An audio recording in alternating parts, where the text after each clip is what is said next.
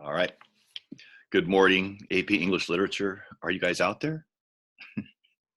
I gave you guys a prose analysis practice prompt last Thursday. It was about Monseigneur and his rule. And I got a response from two of you. So I don't know. I'm going to keep posting these, and I'm going to keep reviewing the one that I gave you from the last class and then giving you another one until it's time for the test, which is next week, Wednesday. So we have today, we have Thursday, we have next Monday, and then you guys are going to take that test on Wednesday. I think I'll give you that Thursday off, probably. But in the meantime, we need to address this upcoming test, and I need to do my best to create the resources base here for you to practice if you're so inclined. The grading commandment obviously came down from the district. I'll be sending out a communication about that specifically in relation to my class to you guys and to your parents later today. But hopefully you guys know it is just credit or no credit, which you can think of as pass or fail, but fail has such negative connotations. We wanted to do credit and no credit. So whatever the semantics is, that's fine. The point is that I submitted the grades for grading period 5, and overwhelmingly, pretty much everybody passed grading period 5. So that's good news. If you pass grading period 4 and 5, you're going to make it. You're going to pass the class, and you're not going to pass it with an A. You're going to pass it with a pass or a credit, right? So, what are the implications of that? Why should you bother doing any more work? I'm going to articulate that in my communication later today, the letter I'm writing home to you and the parents. I don't want to muddy this lesson up too much with that stuff. So you got to pass or incomplete on grading period 5. It's the same system for grading period 6 and for the semester. All right. The other big news for AP Lit test takers, which is not all of you, 16 of you, I think, are registered to take the exam Wednesday, May 13th, online from your home computer system of some kind. And speaking of that, is your tech up to the task? I'm sure you're wondering.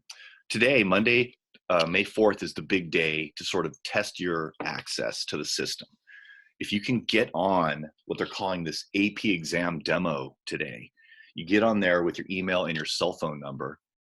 I included all this information and a lot more in the last communication I sent about just logistics of the AP exam. I went through the slide deck and talked about that a little bit. A few of you looked at that. I can send that to anybody who still needs it. But I feel like I tried to review the main information. This is a big one. Today, Monday, May 4th, the AP committee should have sent you an email inviting you to navigate around this AP exam demo. Okay. You may recall you can get there at cb.org/AP demo. All right. But they should have hopefully sent you an email that is a more forthright and friendly, direct invitation to you.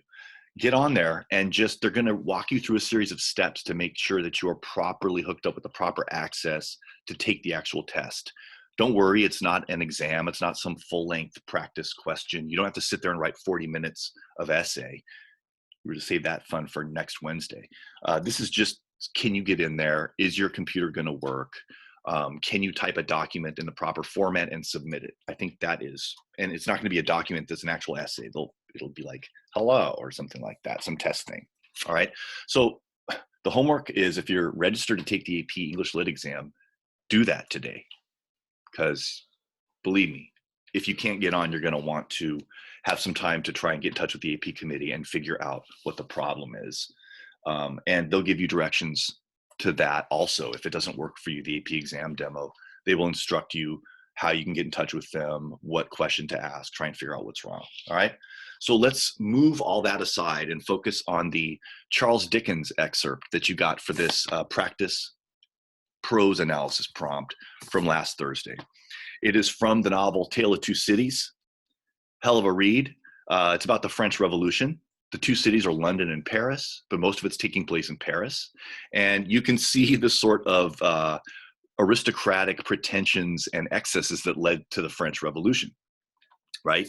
In the character of Monseigneur here, who I think is a religious dignitary, but he also has political power. Monseigneur can also refer to a prince or a member of the royal family, but I think we're looking at a bloated priest or bishop type figure. The church was completely corrupt in pre-revolutionary France, as you may or may not know. The aristocracy was broke and they were starting to have to borrow money from people like this farmer general character, who are actually this up and coming bourgeoisie, who are starting to make enough money to put them kind of on the same economic level as the aristocracy. In fact, the aristocracy is broke. They're borrowing from the capitalists. So you can begin to see this kind of class transition in Europe, right? The decline of the aristocracy as the ruling class and the rise of the businessman, the bourgeoisie, who took the poor with them and started this revolution. They chopped off all the aristocrats' heads.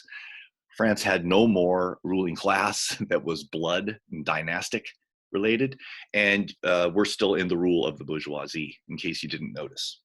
All right, so a fascinating document and a great, great novel that I can personally recommend. Dickens is awesome, right? But let's get to the business of, I'm going to read you the prompt, and then I'm going to refer to a document that I also sent you attached along here, which is a rubric and a sample essay written by the AP committee.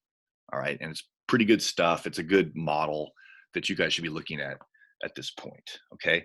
I also attached the prompt itself, even though I attached that last Thursday. I reattached it to this because the do now for today's agenda, as you hopefully saw, was for you to glance over this. I don't want to flash it on the screen. I'm just going to read it to you. If you have a copy of it or can look at it, double screen it or something, that's great. You can follow along with me, or you can just listen to the wonder of Charles Dickens.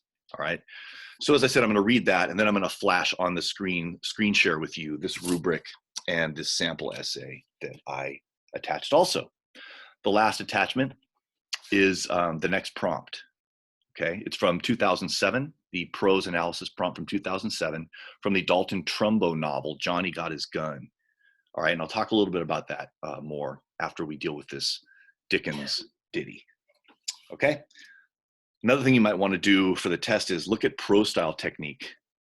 The first thing we did in AP English Lit. Okay, I will furnish you with that document and talk about it more on Thursday. But what should I do to study, Wilcox? Review anaphora, antithesis, polysyntodon, asyntodon, mainly those as just rhetorical strategies that can be used in prose, right? And again, I'll go a little more over that in magic time. As I read this, I want you to consider that Dickens is being extremely satirical. Remember what a satire is. Satire is holding up a person or an institution or an idea to ridicule so that change can happen. So he is trying to make fun of, he's trying to clown this Monseigneur character, Dickens is, and he's the speaker. So here's the task. Read the following passage carefully. Then, in a well-organized essay, identify the speaker's attitude towards Monseigneur and his rule, and show how that attitude is revealed in the passage. In your analysis, you may choose to consider such things as diction, tone, and choice of detail. All right? Diction, you should know what that is. That's word choice. So they're asking you to pick out specific words and short phrases as your evidence. That's what you're going to quote in attempting to describe the portrait that Dickens gives us of this completely pretentious, prissy, effete aristocrat, right? This completely degenerate guy who doesn't give a crap about the common people. Gosh, I'm sort of making some connections to our contemporary political situation. Completely brazen and cocky aristocracy that's just like, basically fuck you. Anyway, tone is attitude, right? Or emotional coloring. So this is a prompt that's asking you about tone. That is a whole type of prose analysis essay prompt, right? We're going to try and categorize them so that you guys don't get any nasty surprises. They'll give you an excerpt and they'll say, what is the speaker's attitude? What is the author's attitude? Even what is a character's attitude towards something, right? The magic of tone, ladies and gentlemen. I beat you over the head with that during the poetry unit. Choice of detail, they also give as an option for what you could discuss.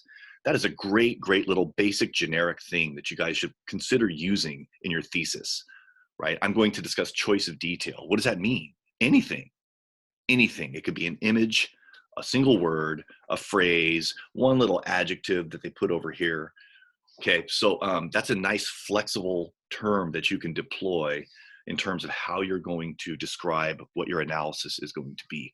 No matter what you get on the prompt a week from this Wednesday, I think you should consider having choice of detail as one weapon that you're going in with. Okay, shut up, Wilcox.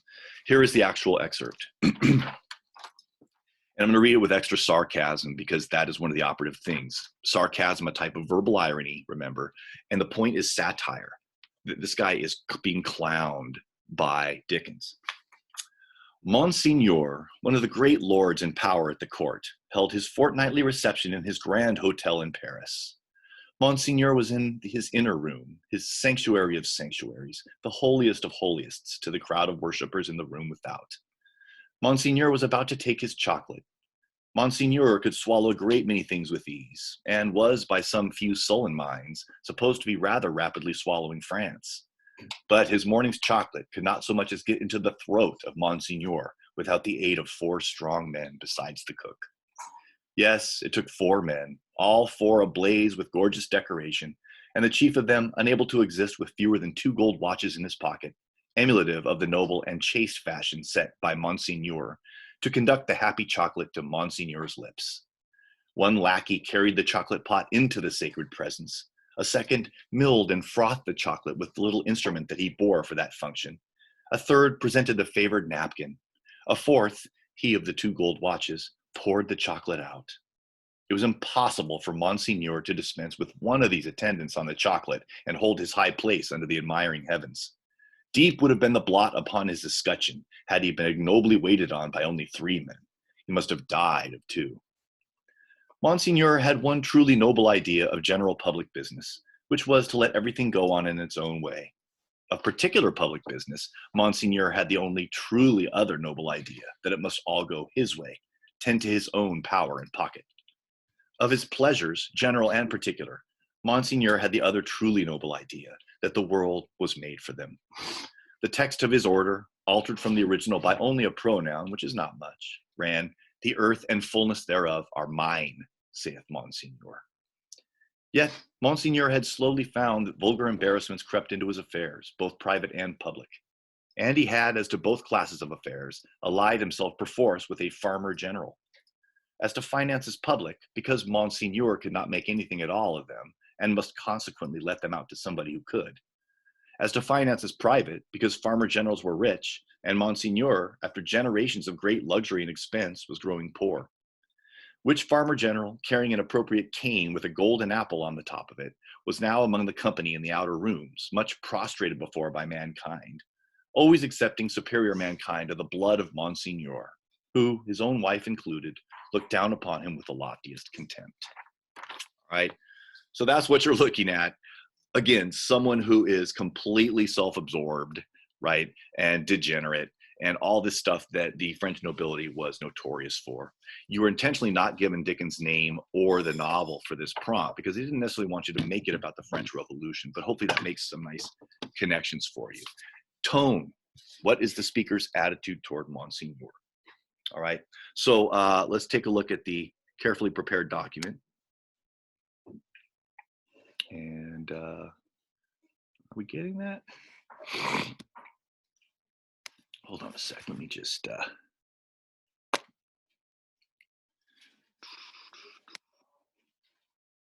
Okay. You guys should have that. All right. So here's one of those maddeningly vague rubrics. Okay. Perhaps you remember these. Let's start here. I'm going to wave my little cursor around to try and draw your attention to the document in the key places. Your 9-8 essays, these papers feature a keen inferential understanding of the character and a clear perception of the author's diction, tone, and choice of detail about Monseigneur and his rule. It's well written, blah, blah, blah, blah, blah. Okay. 7-6, these essays feature a solid understanding, but are less adept at using it to form a persuasive response, more limited recognition of diction, tone, and choice of detail, and less control over the elements of effective essay writing. 5, formulaic, superficial, inconsistent, or insufficiently supported ways. Remember, that means you didn't put enough quote and evidence. All right. I'm telling you guys, whether you guys kill this or not may come down to how much effort you put into making sure there's lots of good quotes in there and developing your analysis and your ideas fully. Like seriously, that is the main difference between 6, 7, and 8, 9 level, along with writing skill. But I hope you guys figured out at this point, anybody's in a position to do very well on this writing task. Okay, So let's see if I can get it down here. Yep. So 0, you know, no one's going to get lower than a 5. You guys are all clocking upper half. This is written by the AP committee, but it's a good essay. I guess it would have been a 9, right? But there's 2 things I want you to notice as I go over it. And I attached this document as well down at the bottom there. It says Dickens' Rubric, but it also features this brief but excellent essay. Notice 2 things. First of all, notice the structure of the essay. Okay, it freely ranges over diction, tone, and choice of detail, but it goes paragraph by paragraph. First body paragraph is about the first paragraph of the excerpt. Second body paragraph specifically focuses on that. So it doesn't go, here's a paragraph on diction, here's a paragraph on tone, here's a paragraph on choice of detail. You can do that, but for this particular prompt, it might be better to go through it sort of in order. Make sure you hit a little piece at least from each section, right? And feel free to use diction, choice of detail, or tone, or really whatever else you want as you see fit. There's a lot of hyperbole or over-exaggeration in here. It's part of the sarcastic effect that Dickens, I would say, accomplishes talking about this rather repulsive character. All right, so I'm just going to read this at you. Again, notice the structure, the choices that author's made. The second thing I really want you to notice is how they incorporate and use quote.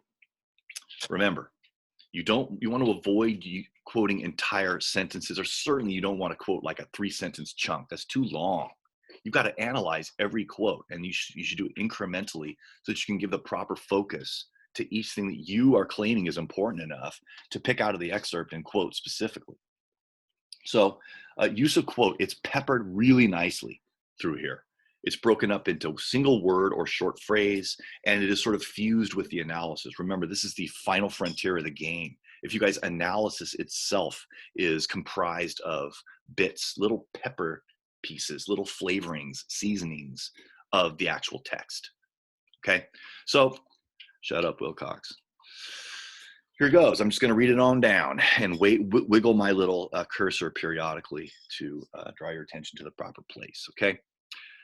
Free response question 1 asks students to read a passage from Charles Dickens' A Tale of Two Cities, in which the speaker describes Monseigneur, the archetypal French aristocrat whose abuses of the proletariat triggered the violent excesses of the French Revolution.